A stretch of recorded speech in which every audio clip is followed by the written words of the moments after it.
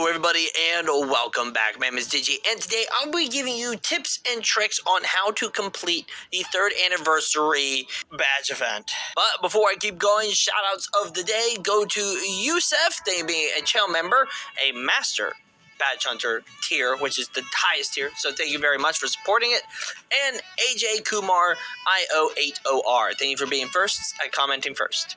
Alright, so this video is just going to be strictly breaking down some things that can help you complete this very, almost impossible event. Now, I did make a video of me playing through it and almost completing it. I was this close. Hopefully, this video is going to help you and your friends or, randoms out there complete this event because I think it is going to be so worth it at the end. So right off the bat, I recommend doing this with a full party of 6. I don't recommend doing this by yourself, with 2, with 3, 4, or 5. Try to do it with as many people as you can. The more, the better. All right, so right off the bat, what you're going to want to do is buy the bat, okay? Now, once you've done that, I recommend everyone buy it. Don't save up, okay? You don't get points by not doing anything. So everyone just get the bat. The only time that you can kind of separate is when you buy the shotgun. So the steps are bat, shotgun, laser, sniper, and then the stun gun if you want. The stun gun is good, however, we'll get to that later. So what you can do is 3 people can get the shotgun as soon as possible, and then the other 3 can then save up for the laser, okay? That's my suggestion. The other thing I suggest is that 3 people stay near the cake and 3 people on the outside area.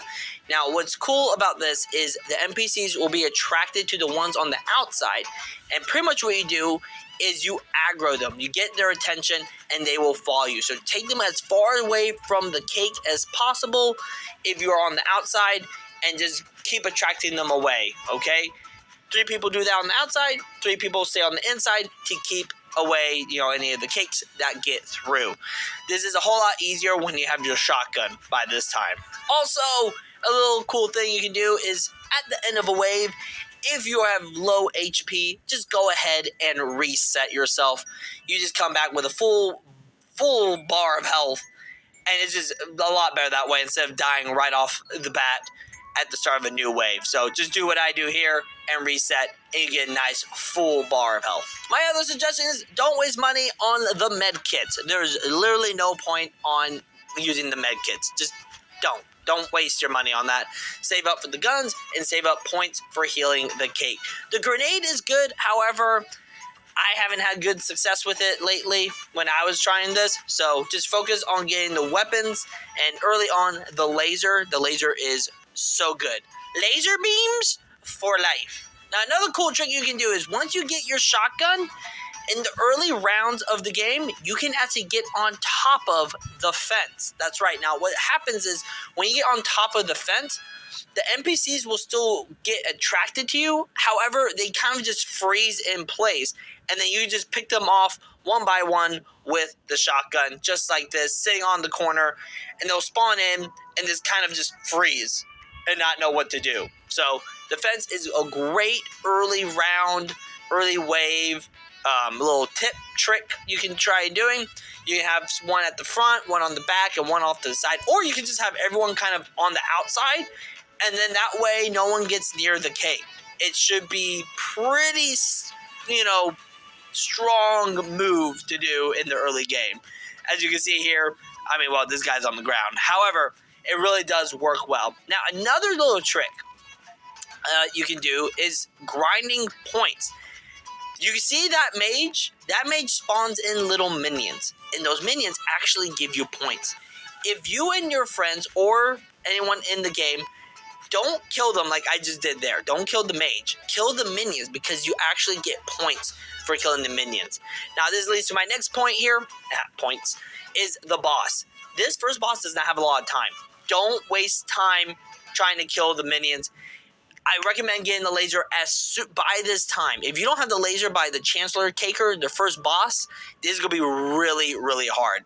Now, as long as that you got 2 or 3 people shooting the Chancellor Caker down, this should be pretty easy. However, if only one person's doing it, you may not make it. So as soon as possible, get the laser gun and just focus down the boss, because that is a timed event.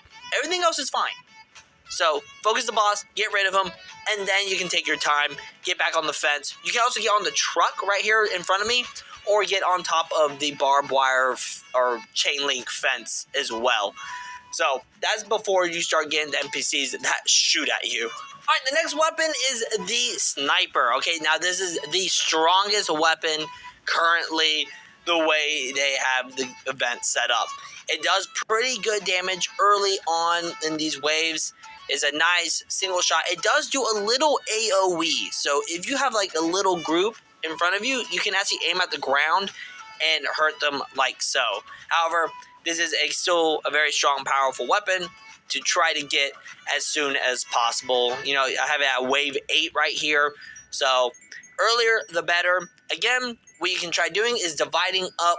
Once everyone has lasers, pretty much just save up as much money as you can, because the laser beam is pretty strong for a good long while. However, if you can, try to divide up, 3 people or 4 people get the sniper, and 2 people just save up their points to keep the cake alive, okay? That sounds so weird, but you know what I mean. So try to have people designated to holding on to points for the cake, and then people designated to getting strong weapons. So then once they have the strong weapons, they're able to collect their points, and then the other 2 or 3 can then get their stronger weapon. And then from there, you just save points, okay?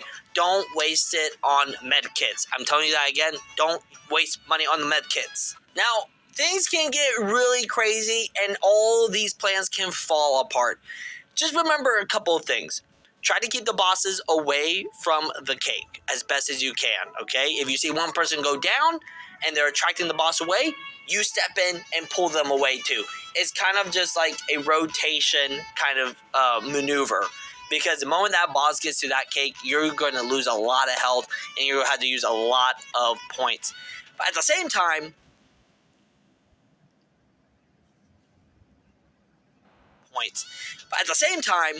on boss fights, focus the boss down, okay? Focus on them, use the laser beam, the sniper, and just get them down before before the timer runs out. Yes, I know there'll be NPCs attacking the cake. However, you can not worry about them, okay? They don't do as much damage as a boss does. So keep the boss away from the cake. Next thing is, don't waste money on medkits.